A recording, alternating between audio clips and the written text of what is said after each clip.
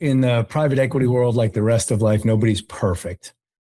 And as I asked our guests, names aren't important, but if you would, tell me about a deal that looked perfect on paper, but then went on to underperform. With the benefit of hindsight now, what did you miss during the due diligence period or didn't consider enough? Here was the feedback we got. Tommy Cooperrider from Dynamic Core. Give me an example of that. So this is a fun question. I think it's really easy to go to COVID related examples, but we're gonna put those aside for today because I could spend half an hour on this question if we went down that road. I think at Dynamic Core, look, I'll say that all of our deals are amazing and go super well. But if I had to pick one that maybe slightly underperformed, I think that we have found ourselves in a situation in the past where a leader has looked really phenomenal with their ability to manage up. And in this scenario, that's managing up to us as the buyer or managing up to us as the board of directors.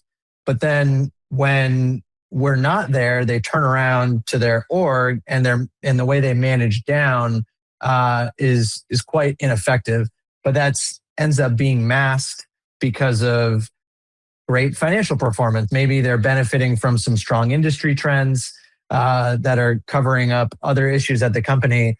But then all of a sudden you have a situation where a company hits a tough quarter or maybe two in a row, and you don't have the right leadership in place.